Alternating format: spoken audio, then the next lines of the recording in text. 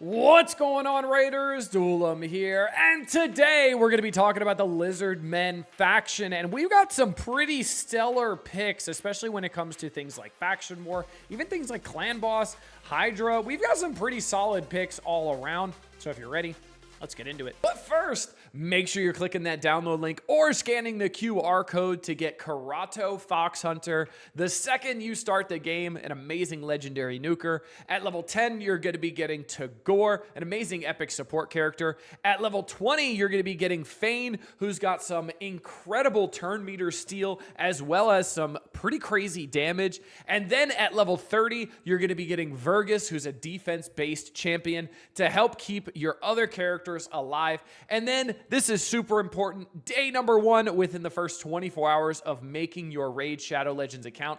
Type in promo code Monkey King to get Sun Wukong, one of the best free legendaries they have ever given. And if you're on iOS, make sure you're clicking a different link in the description to type in any promo code. All right, going into the index, going to Lizard Men. That's right, we've got some pretty good picks here. So first up, Broadmaw, going to be a fusion that you can fuse, obviously. Pretty simple fusion, if you ask me. But pretty good kit altogether. Good in Faction Wars, mainly for the revive mechanic that we'll talk about. So A1, Ice Blast attacks one enemy, has a 35% chance, booked up to a 45% chance, snipered up to 50% chance of placing a freeze debuff for 1 turn. Not too shabby there. The A2, gift level, 4-turn cooldown, booked down to a 3-turn cooldown, places a 30% increased crit rate and 15% increased speed buff on all allies for 2 turns. Also fills the turn meter of all allies by 15%. This would be better if it was crit damage instead of crit rate, because you're already going to build all your damage dealers with 100% crit rate. So I'm not the biggest fan of this, but the increased speed is also nice, but it is the small version. Then the A3, Resurrect, 6-turn cooldown, booked down to a 4-turn cooldown, revives 2 random dead allies with 25% HP, places a block damage buff on the revived allies for 1 turn. That is kind of nice as well, so they can get back to a turn. Potentially hit some into Leech, or another turn can heal. And we also have increased ally defense and faction crypts by 33%. So Broadmaw, pretty solid there. Not too shabby. Next up, we're going to talk about AOX. I have just started working on my AOX, mainly because I had a good friend tell me that AOX is absolutely insane with Geomancer in Iron Twins, and it's pretty much AOX, Geomancer, 3 support characters, and let it ride. So they are a very good combo here. Demon Lord, Iron Twins, Faction Wars as well. Another great character I'm going to end up building for Faction Wars. Also has increased ally accuracy in Doom Tower battles as well by 60. Pretty great. So let's get to the kit. The A1 attacks, Feathered Staff attacks 1 enemy 2 times.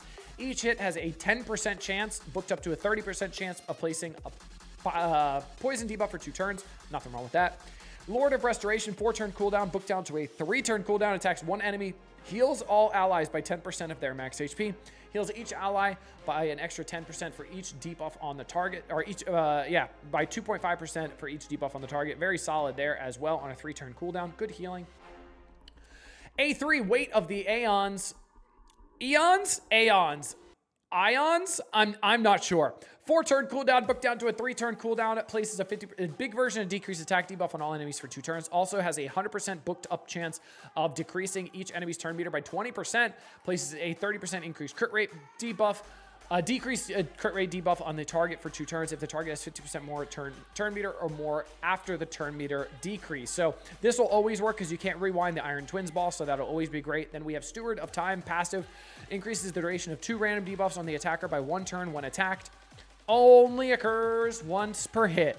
And this is going to help out so much when you're putting out debuffs with, you're putting out the Weaken and the Burn from Geomancer. And this is going to continue to make it last longer as well before Geo can get to his 3rd turn in a row to be able to put it back on there. So very, very good. It also helps bridge that gap, because if you've noticed, when they have 1 HP burn on them, when they start their turn, they remove the HP burn. So then the damage being dealt is not actually reflected by Geomancer's passive, which means you actually need at least 2 of those on there to be able to reflect the passive, which is a big thing. So this helps out a bunch with that. Very, very strong champion solely for that, but also in Faction Wars 4.7, Demon Lord as well. Very, very strong. I'm very excited to build Aox. And then the last one, we got Venom Mage, epic support. You can see the reviews here. We got Demon Lord, Dragon's Lord factions. Fire Knight's not bad. Ice Golem. And then pretty meh everywhere else, but very strong nonetheless. A1 toxicity. Attacks one enemy 2 times. Destroys the target's max HP by 75% of the damage inflicted if they are under a heal reduction debuff. Each hit has a 35% chance, booked up to a 50% chance, snipered up to a 55% chance of activating up to 2 poison debuffs on the target. Very, very cool. A little poison activation there. The A2 Neurotoxin, 4-turn cooldown, booked down to a 3-turn cooldown. Attacks one enemy, has a 100% chance, booked up, of placing big decrease defense debuff for 2 turns. Has a 100% chance, booked up, of placing a 50% decrease attack, big decrease attack debuff for 2 turns if the target is under a poison debuff on a 3-turn cooldown. Very, very solid. And then we also have the A3 Flesh Melter Venom, 4-turn cooldown, booked down to a 3-turn cooldown, attacks all enemies, has a 75% chance of placing a booked up 100% chance of placing a 100% heal reduction debuff for 3 turns, also has a 100% chance of placing 2 poison debuffs for 2 turns. So very, very solid kit. And then the passive Pain Wraith. Enemies under heal reduction debuffs inflict 15% less damage. So that is great. That's essentially like Perfect Veil, helping your team out. And then you do get increased ally accuracy in all battles by 45%. So very, very solid there as well. That's going to be it for the epics. Now we do have some legendaries to talk about. I think we got 5 to talk about. Feldy, Feedy Tealcrest. I keep calling her Feldy because I think the I is another L because I'm dumb. But Feedy is very good. Fighty, Hydra, Chimera, Faction Wars, Arena, Iron Twins. Very solid everywhere. Void Legendary, who I did try to pull from the Progressive Chance when I pulled 2 different Aboros. Didn't get the Legendary though. Unfortunate. All right, Zephyr Lance attacks 1 enemy 2 times. Each hit has, heals allies by 5% of this champion's max HP. So very, very solid there. Each hit also has a 100% chance booked up to fill the turn meter of ally with the lowest turn meter by 10%, and that's a double hitter, so it's 20%, which is really, really nice. A2 on teal wings, 6-turn cooldown, booked down to a 4-turn cooldown, attacks all enemies before attacking, removes all buffs from all enemies, already amazing. Then has a 100% booked up chance of placing a block buffs debuff and a big version of decreased speed debuff on all enemies for 2 turns. Absolutely insane. Also fills the turn meter of all allies by 15%. Once again, insane. Very, very strong there. Sky Mirage, 6-turn cooldown, booked down to a 4-turn cooldown, places a 50% increased resistance buff and a perfect veil on all allies except this champion for 2 turns. Very, very strong there. Decreases the cooldown of all ally active skills except this champion's by 3 turns. The cooldown of the skill cannot be decreased or reset. So very, very strong there, getting your cooldowns back and ready to go. Very, very awesome. Then the passive here, Draco Speed, turn meter fill effects on allies under speed, stun, freeze, sleep, provoke, fear. True fear, petrification, sheep debuffs are 30% more effective, which is amazing. Whenever a sheep debuff is removed or expires on an ally, heals that ally by 25% of max HP and places a 30% increased speed buff on them for 1 turn. Very niche there. If there are multiple champions on the same team with the skill, only one will activate. This guy is nuts. This girl, this guy, this thing, this bird, this winged creature is very, very, very good. One of the best lizard men legendaries, especially Void as well. Next up, Sulfurion, another great legendary Void character here. Very, very strong. You see the reviews, Hydra, Spider, Faction, Chimera, Dragon's Lord, pretty much good everywhere except for Fire Knights. A1 attacks 1 enemy, fills his champion's turn meter by 15%. Amazing right off rip. Also fills all turn meters of all allies except this champion by 10% when attacking a target under an HP burn debuff. Very solid there. The A2 Blazing Barrier, 5-turn cooldown, booked down to a 4-turn cooldown, places an HP burn debuff on all enemies for 3 turns and instantly activates 1 turn of all HP burn debuffs on all enemies, which is really nuts. Then places a shield buff on all allies for 2 turns equal to the damage inflicted by the HP burn activation. The value of the shield buff cannot exceed 25,000 HP, so this is a great pairing with Titus Blackplume. I keep saying it over and over again. You see shields, you think Titus. A3 Rise from the Ash, 7-turn cooldown, booked down to a 5-turn cooldown, revives all dead allies with 50% HP, 40% turn meter. And he gets an extra turn from that as well, which is absolutely nuts. The aura increased HP in all battles by 33%. Sulfurion, very, very solid. Not only is he solid, he also looks awesome. Just that flaming lizard design he has going on. His tail's on fire as well. He looks so cool. I love his design. Next up, Ramantu. Absolutely insane. One of the free champions you get from doing the Ramantu missions, right after you do the Arbiter missions. Now, I say free, but I do mean the most time-consuming, hard, difficult thing to do. So, Arena, Chimera, Faction Wars, Void Keep. He doesn't have the best ratings given how good he really is, but he is very, very solid. So, legendary attack-based character. The A1 Psychic Overload attacks one enemy, has a 100% booked up chance of increasing the cooldown of a one target skills at random by one turn, has a 25% chance booked up to a 50% chance of placing a stun debuff on the target for one turn if a skill has its cooldowns increased to the max. If the cooldown increase is successful, you also decrease the cooldown of one random skill by one turn of the ally with the highest turn meter and a skill on cooldown. So, an insane A1 there. Very, very, very strong. A2, 3-turn cooldown. No books for cooldowns here. Drake's Fury attacks one enemy 4 times. The first hit has a 75% chance of placing a 60% decreased defense debuff for 2 turns. The second hit has a 75% chance of placing a 25% weakened debuff. The third hit has a 75% chance of placing a 30% decreased speed debuff for 2 turns. And the fourth hit has a 75% chance of placing a block buffs debuff for 2 turns. Absolutely insane. Also has a 75% chance of placing a True Fear debuff on all enemies, excluding the initial target for 1 turn if the initial target is 4 or more debuffs after the attack. Very, very strong attack here. Very, very useful. Just, you do get the buff chance up to 100% as well. No cooldown effect, but the buff chance does go to 100% when booked. So this is a really important book here. The A3 Blood Wings, 4-turn cooldown, booked down to a 3-turn cooldown, attacks all enemies, has an 80% chance of removing all buffs from all enemies before attacking, buffed up to 100% chance. Also has a buffed up 100% chance of placing a block active skills debuff for 2 turns on enemies without passive skills. Absolutely insane. Also has a 100% chance of placing a block passive skills debuff for 2 turns on enemies with passive skills. Very, very, very strong. Now, Arrogance for the passive. Whenever an enemy places a stun, sleep, freeze, fear, true fear, provoke debuff on this champion will instantly fill this champion's turn meter by 30% and place a 30% increased speed buff and shield buff on them for 2 turns. The shield buff is equal to 30% of this champion's max HP. This is nuts. That just screams Hydra right there. Amazing. Stun, sleep, freeze, fear, true fear, provoke. Amazing, amazing, amazing. This guy is disgustingly good. Very, very hard to get, but very, very useful nonetheless. Next up, we got Krisk. That's right, Krisk the Ageless, and he, boy oh boy, does he look ageless. The reviews: Hydra, Demon Lord, Chimera, Faction Wars, Arena Defense, Offense, Dragon's Lair, pretty much insane everywhere. Even then, just above average in Fire Knights, right? Pretty great. Enter the Morass, attacks all enemies, has a 30% chance, booked up to a 50% chance of placing a 30% decreased speed debuff for 2 turns. Great, great, great.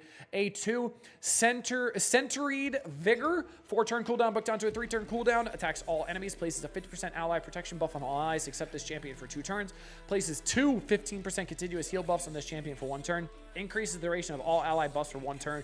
That immediately is amazing. You love seeing increase the duration of all ally buffs by 1 turn. That's always awesome. Then the A3 Invincible Shell, 5-turn cooldown, booked down to a 3-turn cooldown, places a provoke debuff on all enemies for 1 turn. 1 turn provoke, 3-turn cooldown. Not terrible, not great, not terrible. Places a 60% increased defense debuff on this champion for 2 turns. Places a 30% increased speed buff on all allies except this champion for 2 turns.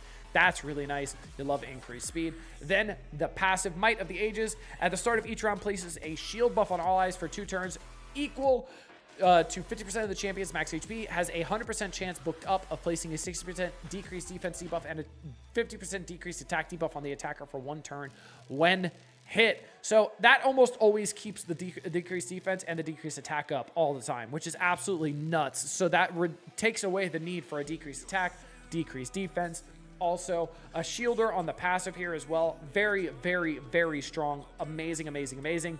Then the last one we're going to talk about, we could talk about Teox. He's pretty good as well. We could talk about Rosin. We could talk about Fushan.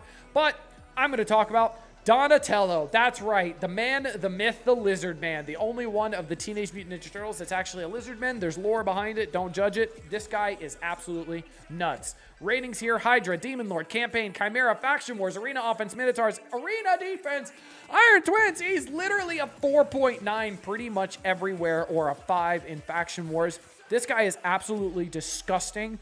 On his team, off his team, around any team. This guy is amazing, so let's talk about him. The A1, Bodacious Bash.